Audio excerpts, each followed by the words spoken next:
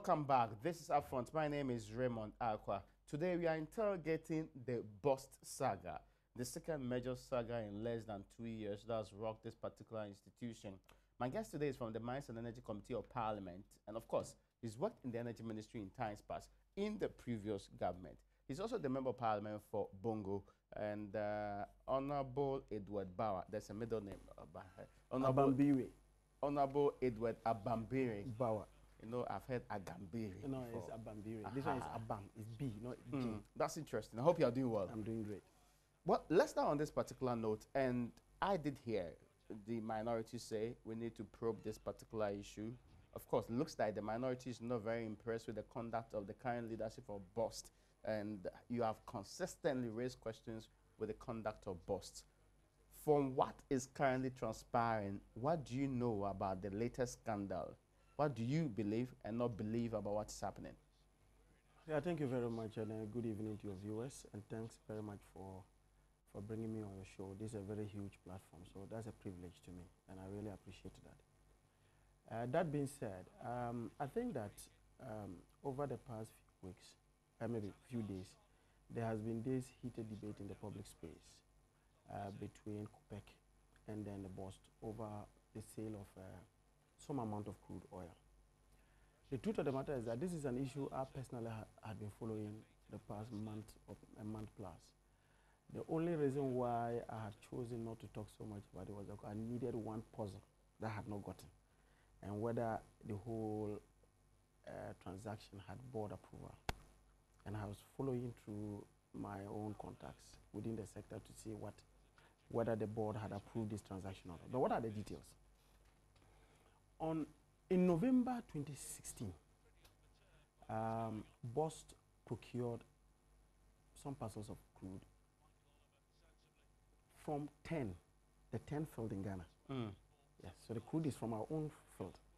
So, hold on. The current BOST contend that. Yeah. They're not saying it's from 10. Yeah, I'm just telling you exactly where the crude is coming from, because this was at the time I was working in the sector. So I'm aware of it, and I know exactly where these things went. Okay. And I'll tell you this arrangement on those things. So this crude was bought from 10. The suppliers were AOT. AOT was basically the company that was used to supplying these products to BOST. And you recall that as part of government strategy to ensure that we have fuel sufficiency in the market, particularly in the downstream, BOST, TOR, and then GOIL worked together. What did they do? Usually, BOST will import crude oil and then using their balance sheet. And luckily enough, the MD of BOST was also the MD of TOR. So they take it on their balance sheet and then give that to TOR to process. Then they pick it and replenish their tanks, while the old ones are then given out to the market through GOIL into the market.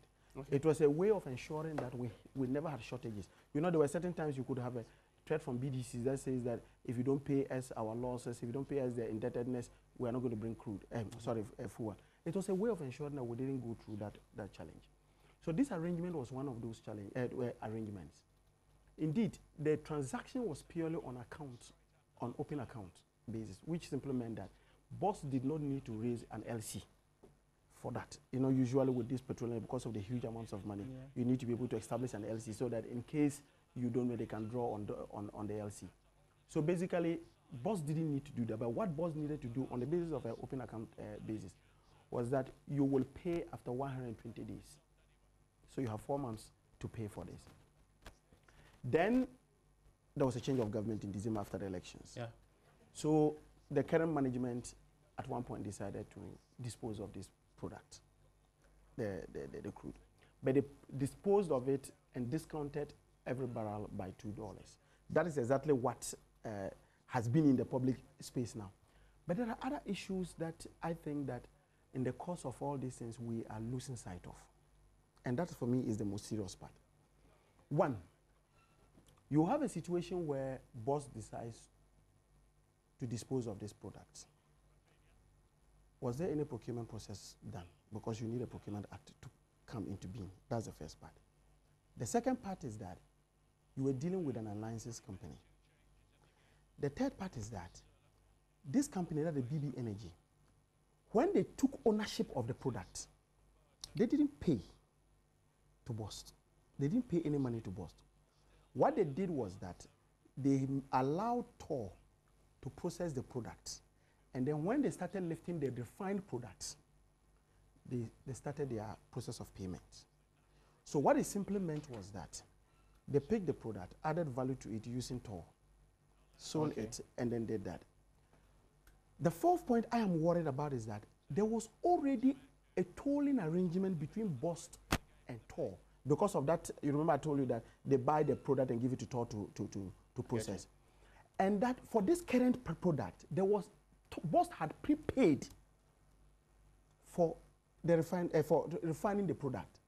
So the question then is that, why did BOST allow BB Energy to be an intermediary in doing that when they could easily let BOST, Tor, just refine the crude? And even if they wanted to sell it to BB Energy or whichever company, they could have done that. They would have still made the margins and found a way of paying that. But this is the point. Their argument has been that the suppliers were on their neck to pay off the indebtedness, if you recall. They have even gone further to say that there were some plans, I don't know whether they had even initiated it, to initiate a court order in London against them because of the indebtedness this company had with them. Luckily enough for us, 3 weeks ago, because I'm a member of the Mines and Energy Committee, we were in Koforia to look at the books of BOST. BOST has a total debt of about 900 million Ghana cedis in their books. This was a debt that was ring-fenced initially, they thought, for ESLA bond, the issuance of the ESLA bond to retire that debt.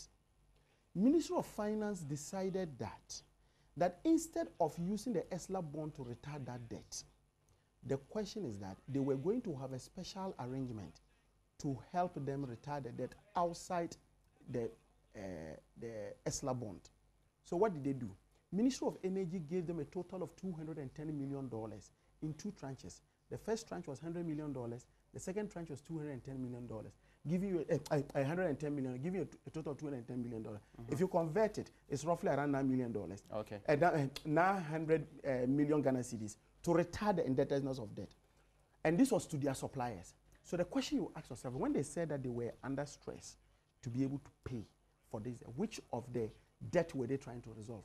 Because all these things were captured as part of the total indebtedness of BOST to their creditors.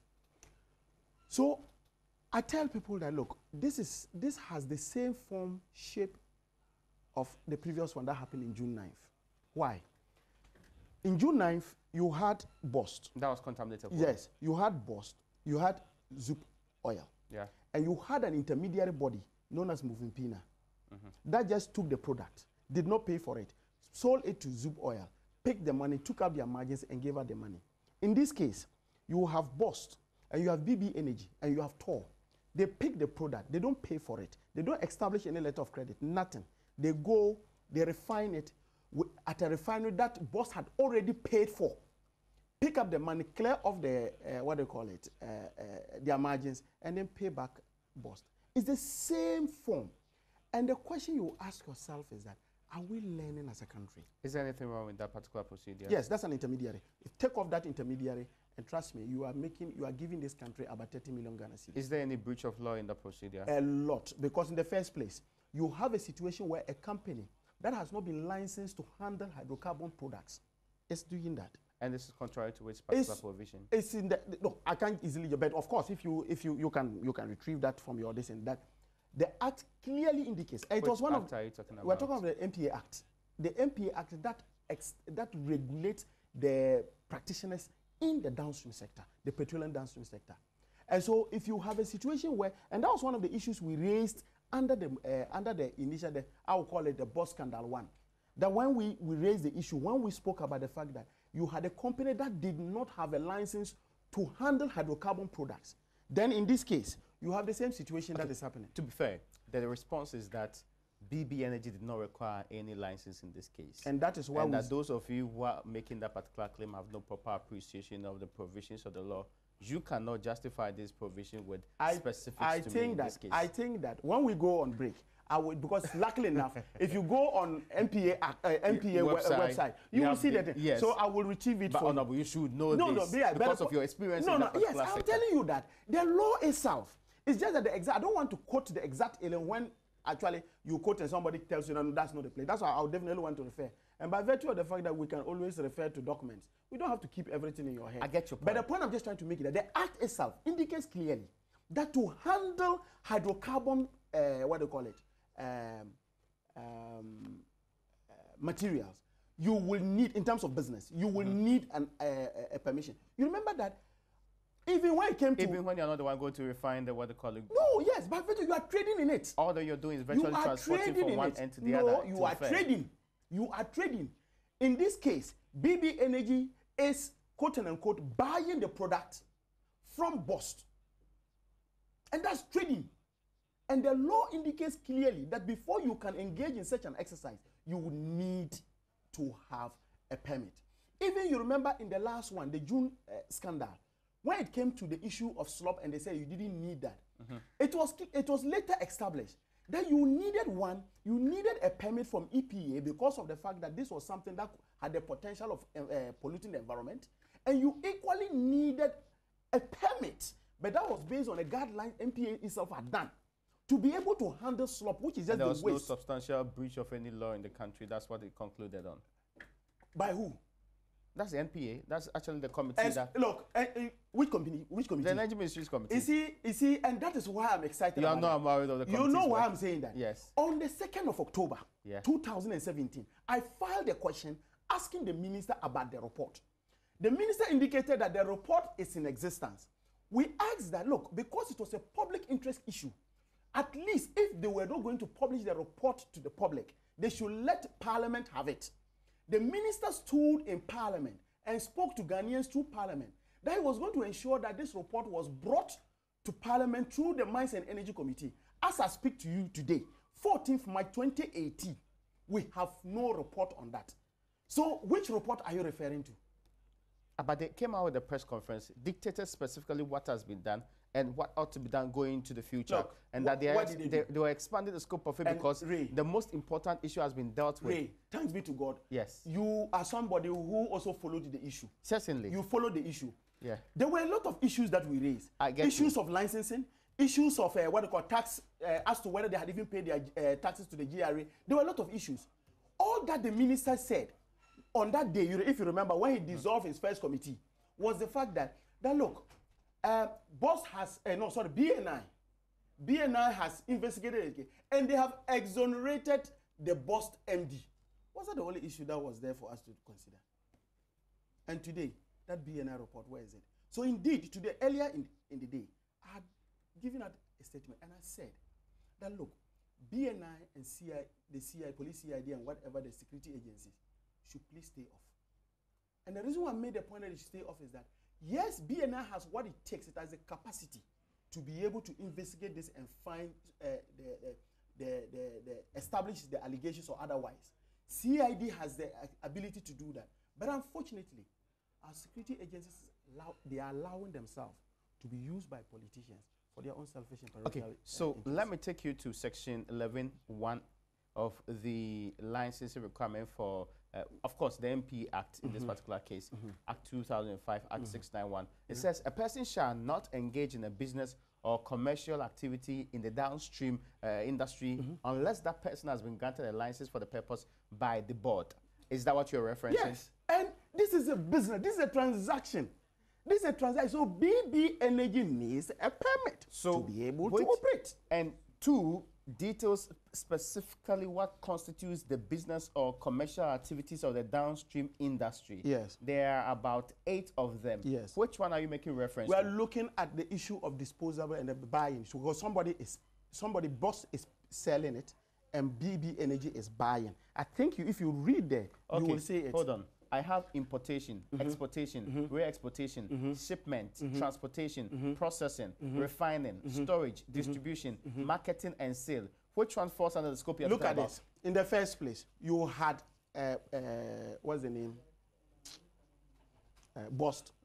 Reselling this particular product after they had bought it. Resent to yet another another company.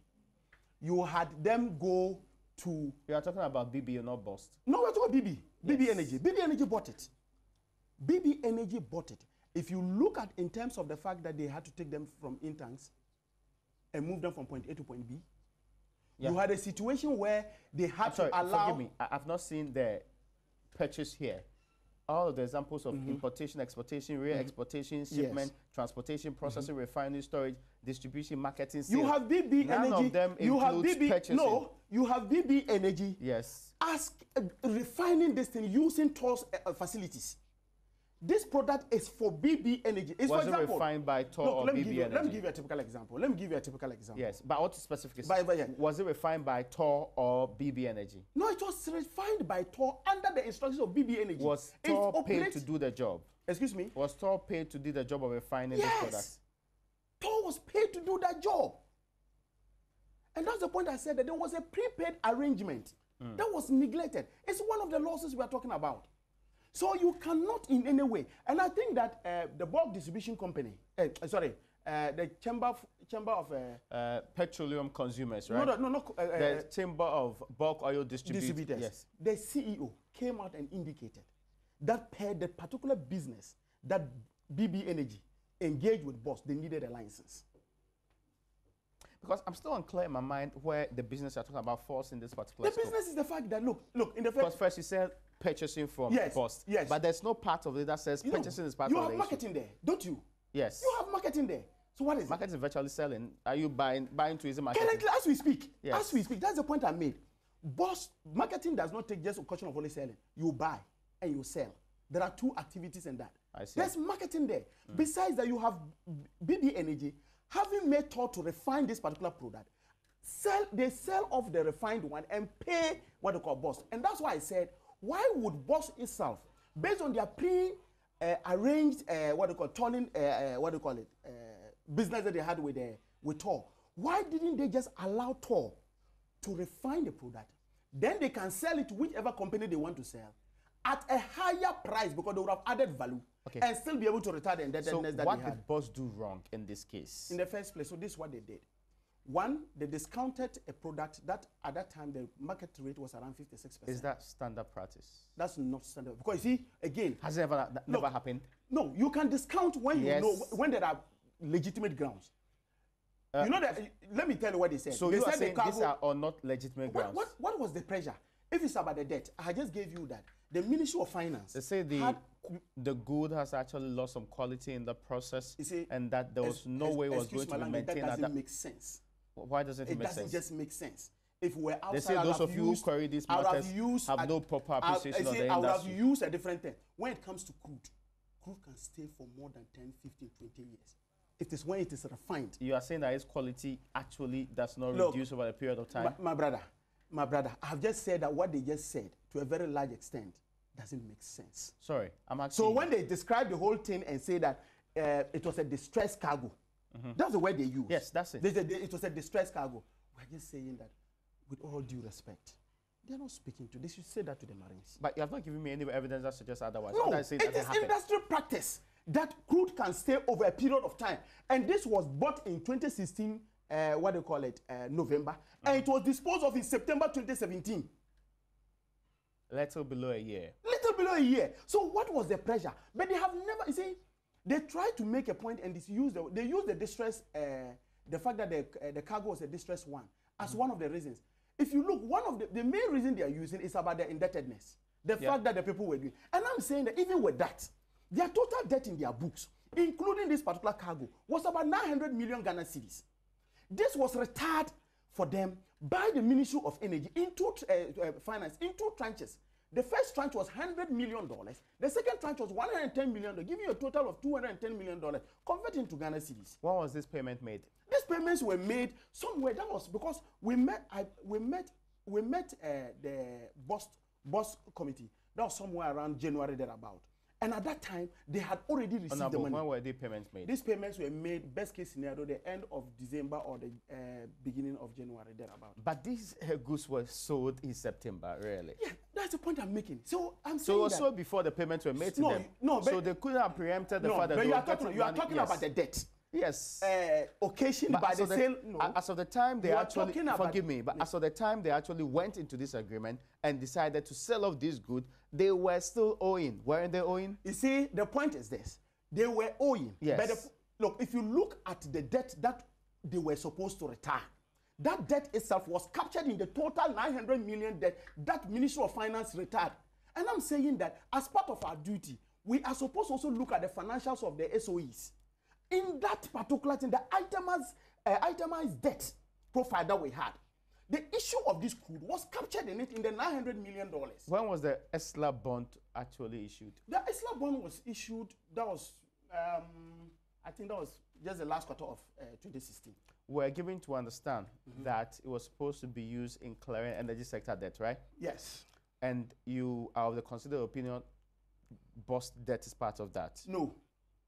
Unfortunately, the arrangement, and that's the point I'm making to you, the arrangement between Ministry of Finance and BOST, and you can call the BOST and they'll tell you, the arrangement between the Ministry of Finance and BOST was that, yes, in principle, BOST's debt was supposed to be part of the total energy debt of 2.4 billion Ghana dollars.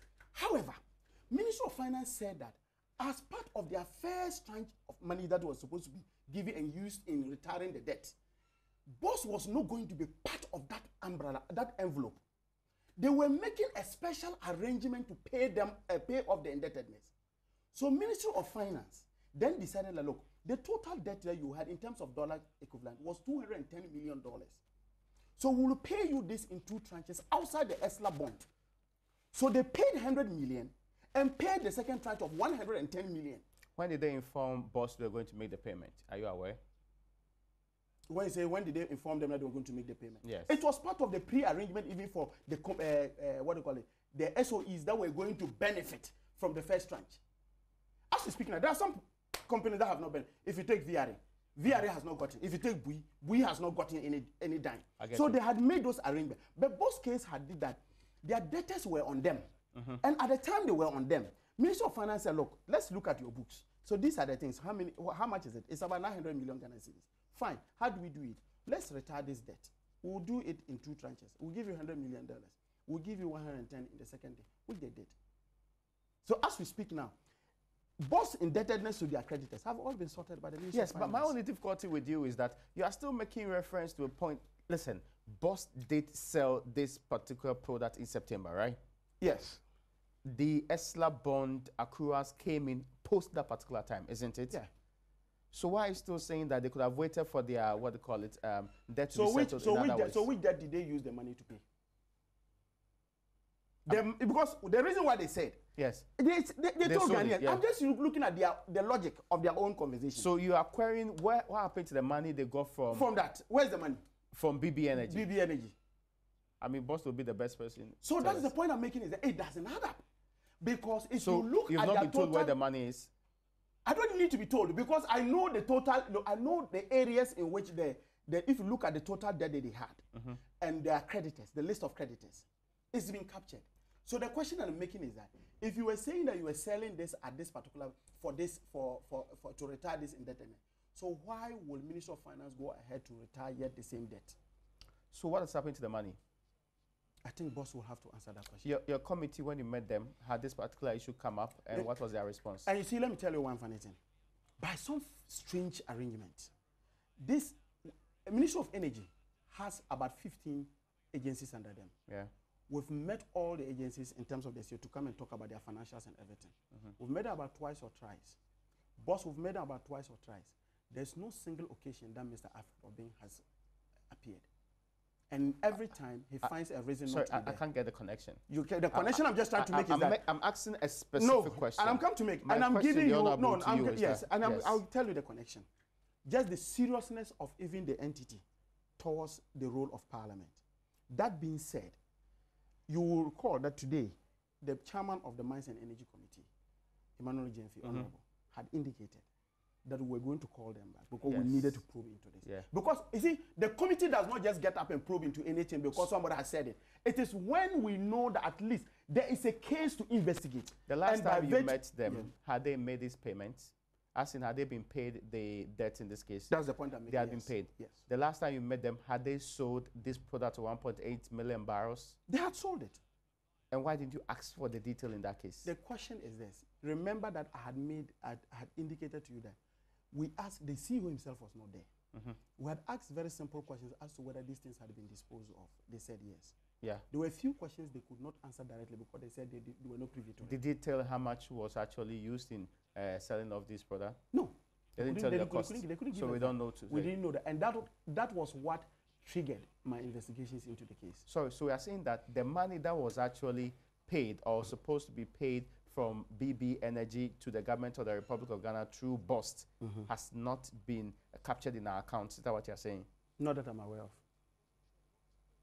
Not that I'm aware of. I don't get your answer. What does it mean? Because what it just simply means is that they will need to come and tell us exactly where that money is. The last time they showed Because you you know why? You know why?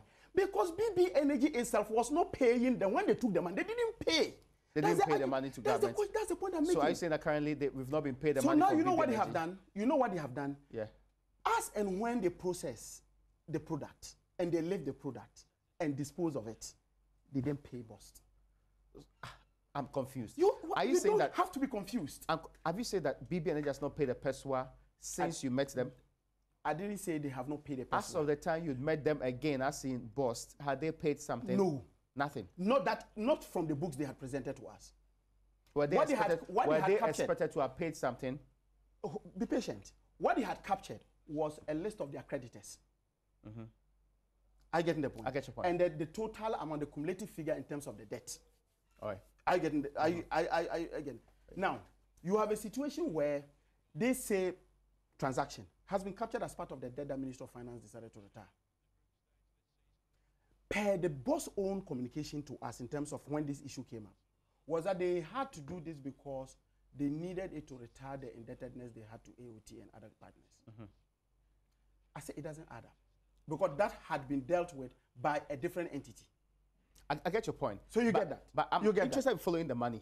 And doesn't look like the money is so the money, anywhere. So these questions you're asking me, you need to ask BOST, where is the money? I will come to that, but give me a second. One of the issues you're supposed to also discuss today is the fate of those almost 2,000, what they call it, Go First workers that we do know that they are more likely to be sacked pretty soon by the Go First Mining Company. Now, a meeting today to resolve the matter after the fracas 2 days ago, which led to some injuries of the workers at the mining site, is actually just ended.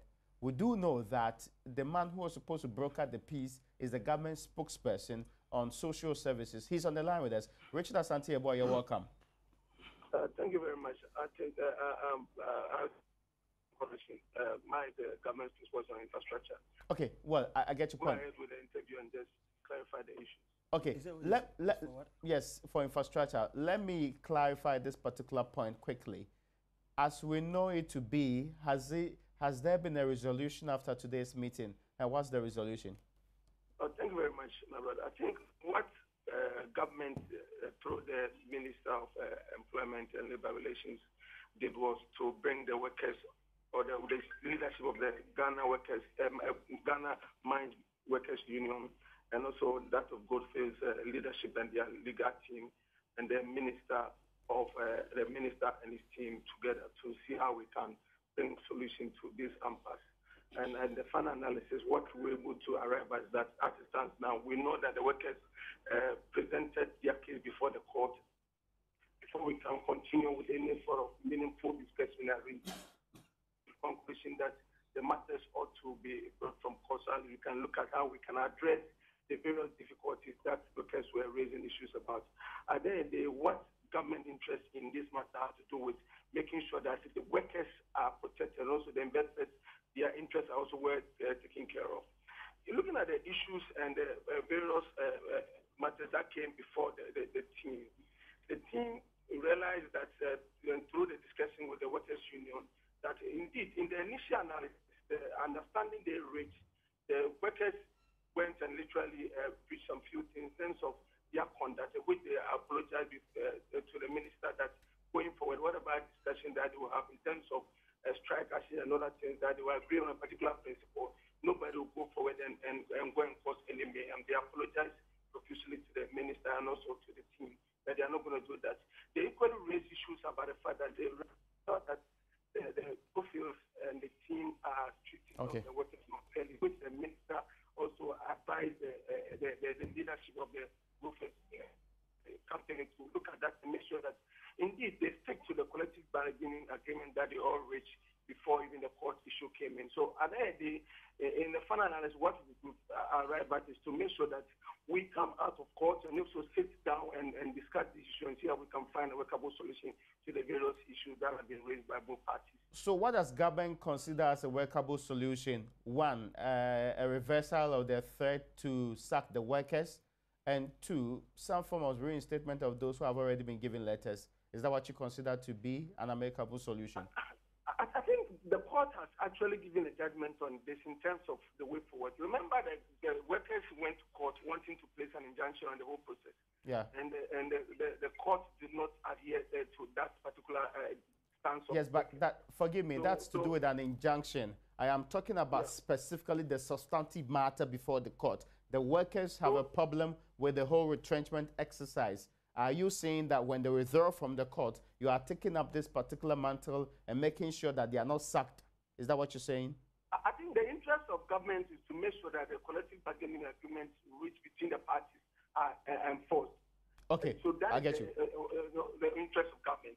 That is what that would satisfy both parties. Workers' interest will be satisfied, and that of the both fields will equally be maintained. So, I mean, at the end of the day, individuals who are ready to work out and take their severance packages and work out and look for other things to do. There are others who are also going to stay within the company and work. But what it is that we just want to make sure that the Ghanaian worker is well protected in this scenario. I get your point. The Ghanaian worker is there are two other related issues, though. There is the general fear, according to the Mine Workers Association, that in the mining sector, it looks like the trend is to casualize workers who were previously permanent workers, which is the change or shift in the policy of the company we are talking about, and virtually all the companies in the sector. Does government have in mind this renewed policy by the mining institutions in this negotiation? I think what we need to understand is, as a corporate entity, the mines have their own strategy and how they want to approach things. Government is also mindful about the interest of government wanting to make sure that we provide a lot of jobs for the teeming Ghanaian youth.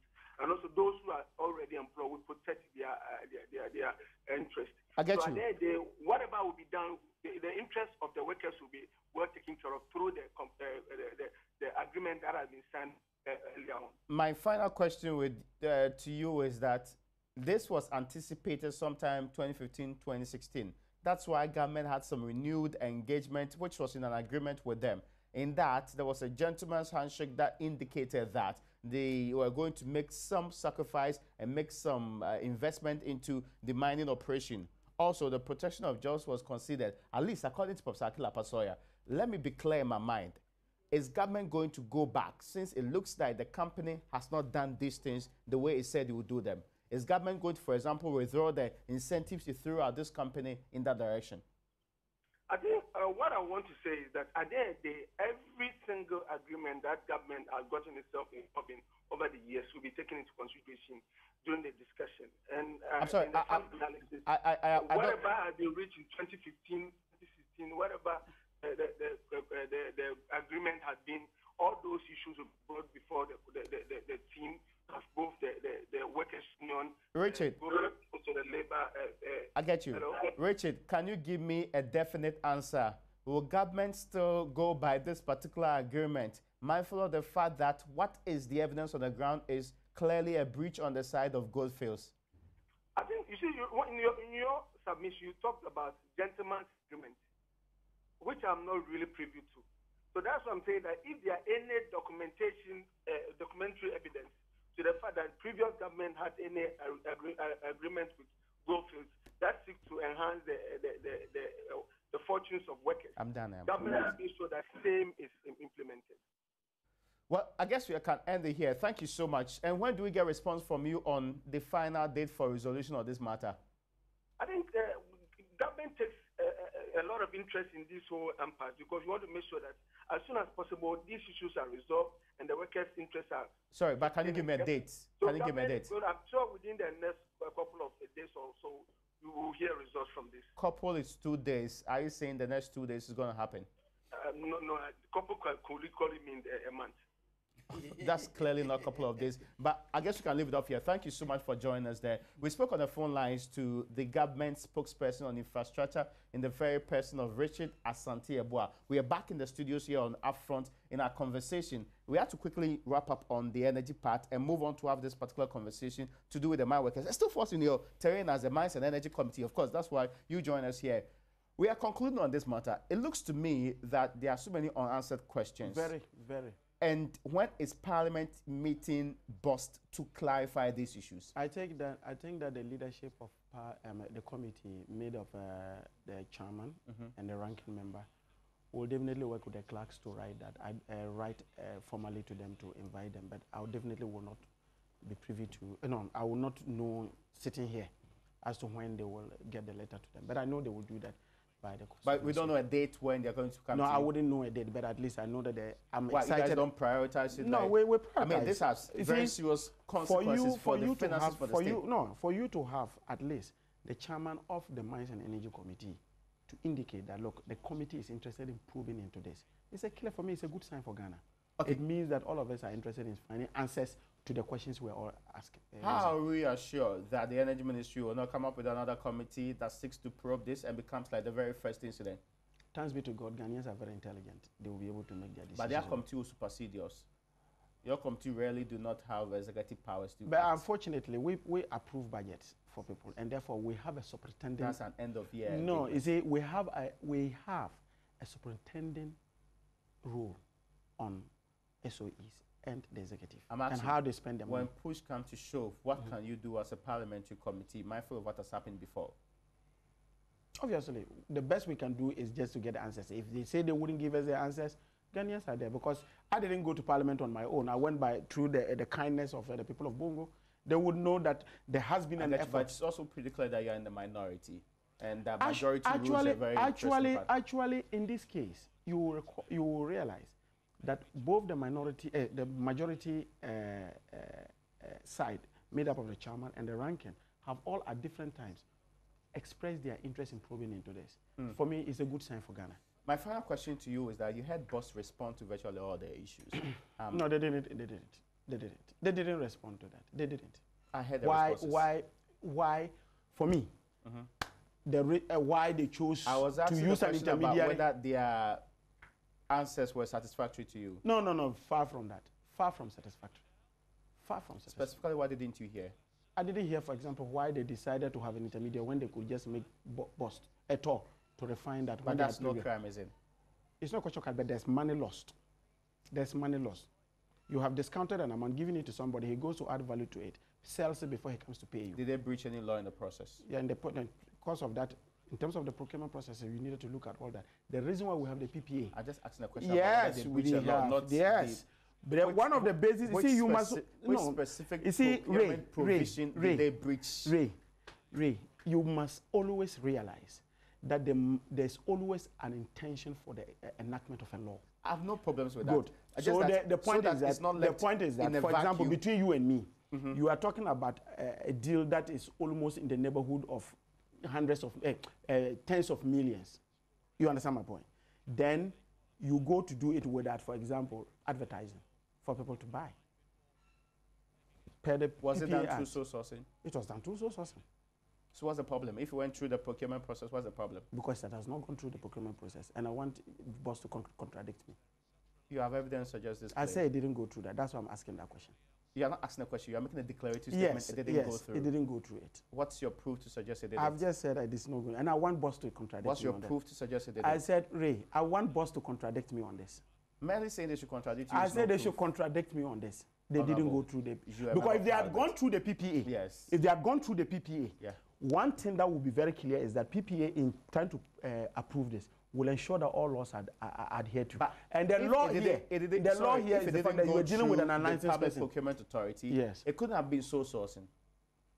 Because sole sourcing goes through PPA. So the point I'm making is that, you see, for now, the transaction itself looks like sole sourcing because it's just one person they just called come. Because they said they were, if you listen to them, what Mr. Mante said yesterday, they were desperate and BB Energy was ready to buy. They said, come for it at a discount of $2 per barrel. That's it. That cannot be right. Okay, I get you. So beyond this particular answer, what else do you feel they did not answer? Beyond which this answer? Particular question to do with how they sold it and whether the procurement process was actually followed. Which other theming question was not answered by the press conference? Why would you, in the just after but you've asked yes, no. After 4 or 5 months, you have not established to me that this is any wrongdoing. You see, from June, I've just given you. From June, we had the issue of unlicensed companies. Then in September, you repeat it. Why? What is the motivation? That's what Ashanti is. Either a bro and I say big. Why? Why would you do that? I mean, I don't get the point. The point I'm just trying to make what you're saying does not suggest any breach of any law. What you're just saying you think it was for nothing. You read the law yourself. Yes. You think it was for nothing that the MPA Act was established. And who fault is it that me, who's giving out the fuel product, should check whether you have a license before I give it to you? Yes, BOST has to. Because BOST is an operator. And that's in which provision? No, BOST is a player. BOST itself is regulated. Its own actions are regulated by MPA. I have just told you that which part of the act says that? BOST in itself as a state entity. But it's an operator within the downstream. I want you to cite me law to back this your claim. Which claim? That the BOST needed to check whether or not BB had a license before giving them the product. Don't tell me you want to push the argument. No, I'm not pushing the argument. I'm just saying is that what you want to tell Ghanaians? No. If you want to say it, look straight into the screen and say it. I'm not in the capacity to make any declaration. And I'm saying that I am just asking you the question. By its own procedure, they are supposed to deal with licensed companies. So, for example, if a BDC is coming to pick up products from there, the company must be licensed. If there's an OMC that is coming to pick up a product from there, it must be licensed. Okay, if BOST does not do any of this, it is in breach of the law. Okay, and you remember that when you remember the BOST, the Movimpina issue. Yes. The first statement that was issued by Hassan Tampuli had spoken about the breach of the laws of what they call it, the MPA Act, and BOST was cited. And that's why they said BOST needed to be punished. The Movimpina needed to be punished. Zoop Oil needed to be punished. I'm moving on beyond this particular point. So all of this put together actually comes to the point that your committee will be inviting them. Yes. All of this also put together comes to the point that it looks like the matter will go the same way that the earlier one went in there, if nothing else is done strangely. But you know, interestingly, just before you answer, interestingly, if you look at the CPI for 2017, if you look at the basket, one of the issues that was considered in terms of their weighted things they look, was the BOST issue. So definitely. How is it so? No, if you look at the 6 items that they had mentioned, they said 2 were in the 2016. Yes. And the 4 that were in the 2015, one of the items they mentioned reports, so they didn't mention.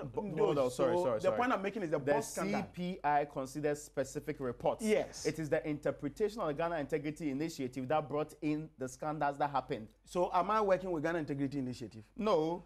Do you cite, reference Ghana Integrity Initiative when you are talking about corruption? Sorry, but do not I'll just ask you. Yes, I do. Do you reference them? I do. So if you reference them and they indicated BOST was an issue. But with the greatest respect, you cannot suggest that because Ghana Integrity referenced BOST case as a corruption scandal, you are also saying that it is one of the issues that the perception index considered. So on what basis was your station, including other stations, indicating and trying to create the impression out there that the 40% that we got in 2017 cannot be attributable just to 2017, but it had to 2016, the 2 items, because I reviewed that particular document. Yes. At no point in time did we say so. Look, your station, or let me use the company. Let me use the word your company, multimedia. Let me use the word multimedia. I never made any suggestion. You see, I am happy. Tell the Ghanaians that you never did that, and your station never did that. To be clear, that was not to everybody. So you are laughing. I want us to move beyond this particular point.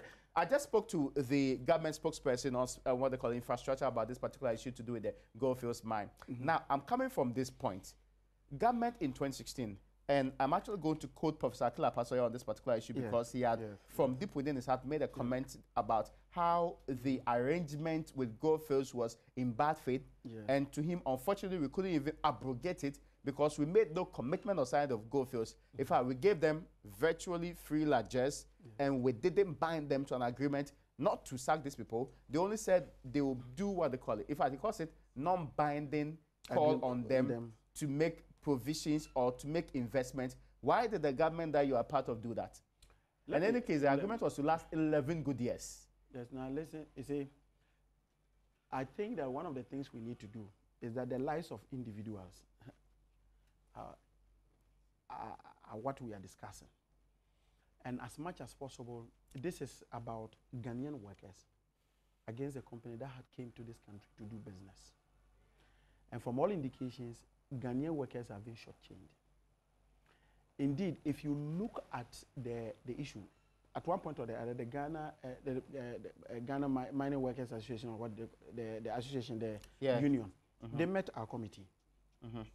And one of the things they had indicated was that if you look at the mining companies these days, what they are trying to do is to go into what they call the contract mining.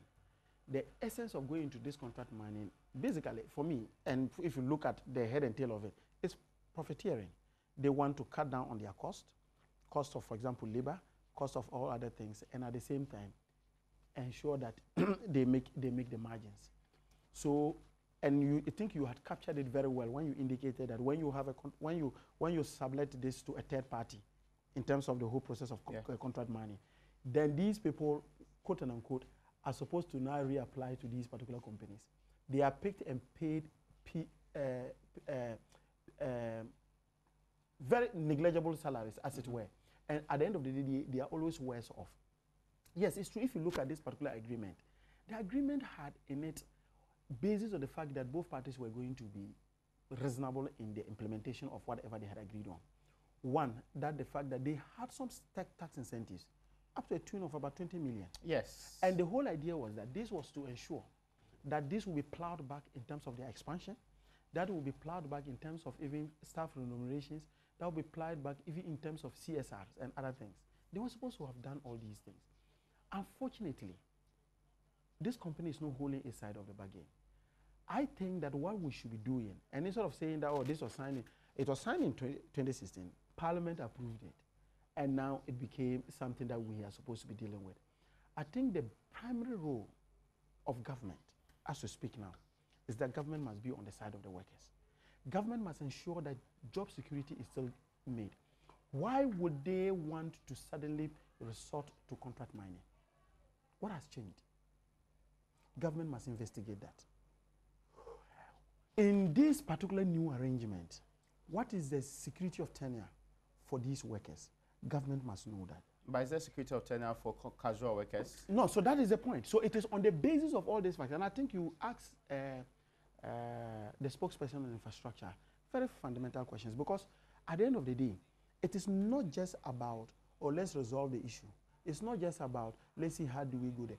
The fundamental thing is that policy decision by the company to move from being their own persons in terms of the execution of the implementation of the contract that they have and the agreement that they have, to giving it to a third party, with the whole idea of check artists to where just running away from their responsibilities on how they are supposed to. I think government must be strong in this. Government must find a way of indicating very clearly that if you are not ready to go by, even if it was non-binding, some of these agreements that we were doing will make life difficult for you. That is all. Because at the end of the day, government is settled with, so with government unemployment. Should insist on that. These workers not being laid off or put on this casual mode. So there must be assurance that no single person loses his job as a result of this particular arrangement. And I think that the workers should not be seeing Goldfields as the only target. In this case, government is a legitimate target in their demonstration and their frustrations. Government should be a legitimate target. Your government is the one that signed it. Yeah, it's not this government but unfortunately, if it was even my government, I would have said this. And that's why governance is continuum. I sure could have had the courage to say the same thing. I would have told you the same thing. I would have told you the same thing. I'm a social democrat. I would have told you the same thing. we should be on the side of the workers. As even per the philosophy of my party, we should be on the side of the workers. So I think that since governance is a continuum, this current government must write, even if there were any wrongs in the arrangement, the initial arrangement, because Ghanaian workers must not suffer. Look, when the armed robbery came recently, people were attributing it to the fact that people didn't have jobs. Yeah. We have a lot of people who, yes. And now even people who have jobs now, just because of the policy of a company, not only about 1,000 or how many workers that are going to do, but imagine that, more 2,000, but look at the dependence on these people. Government cannot afford to have this. I have a few minutes left. Now, I want us to roll into the other conversation about electricity cut down. The big news, which your government couldn't do, is that they have reduced drastically the electricity bill for the ordinary consumer, and much more so up to 30% for the industrial consumer. Exciting news, isn't it? Very. But tomorrow it will reflect in the, what they call it, pockets of the people. The end user tariff. Very good. It will reflect. Yeah. You should be very excited for Ghanaians that this is happening. Look, Ray, let me make this point and make it very clear. I am somebody who is excited about the reduction in tariffs. If you were to look at the level of tariffs that we pay in this country, they are high. We fixed these tariffs at a time when it was desperate times, and we needed to ensure that we accrued a lot of revenue to be able to deal with some of the challenges we had. So reducing tariff is a good thing. I have always had a particular concern, and I think my concern is beginning to be proven. I had said that in reducing this, because if you look at the utilities and the proposals they give, and because you are talking about in the levels of God knows what have you, and you look at the end user tariff, which is supposed to be around 27.4%, and the fact that they have reduced the thing to now about 17.5. Of course, that is not the end user tariff. It's just on the energy charge. Because the end user tariff will come when they publish the reckoner. And when, at the end of the day, you go to buy, you know, it's the reckoner that will give you all those So things. what are you saying? That my tariff's not going to go down by 7.5%? No, the 70, but you didn't read the statement. The statement was the fact that the reduction was on the energy charge. But the reckoner, which is published, normally by the published. ECG? Yes. The reckoner that is published by VRA, ECG, will also now give, because then you calculate the taxes and other things into it. Hold on. You are saying that my, what they call it, light bill is not going to go down by 70.5%? Yeah, it may even be either less or more. It depends on the reckoner. It is the only way you can deal with this. It's when you publish the reckoner. That's all I'm just trying to make. So are you insisting that they should publish as a reckoner? Because this is tomorrow. No, in any case, on just this Saturday, I had occasion to ask ECG, when are you going to publish the reckoner? I asked them on Saturday. And they said that on Monday they were going to show the reckoner to the Ministry of Energy to look at the dynamics based on the effect of this reduction. And after that, they'll publish it. So they have not published it. But that being said... Should they publish it tomorrow? My brother. Yeah, because it's supposed to take effect tomorrow. So even if they start charging and they have not published it, we'll have to demand, because for transparency's sake, we need to demand that. But you see, the point I'm making is that just this last weekend, we realized that already these people, you know, the issue of forex losses because of the devaluation of the cedi. They said it was a minimal impact. What I'm talking about? Hold on. From 2015, I spoke to the PURC. They said, no, you don't need you work from 2015 figures to now. What is the devaluation? For the forex impact, it would have gone down further than this. I have just indicated to you that.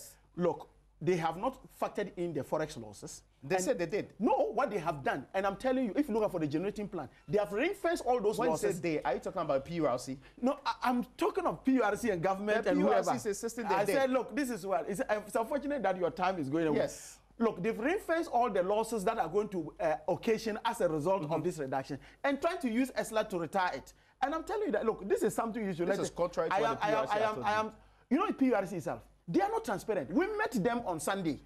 On Sunday, we asked for a list of things. They said they were going to give it to us on Monday's week. So we're waiting for next Monday to be able to get those answers to these questions.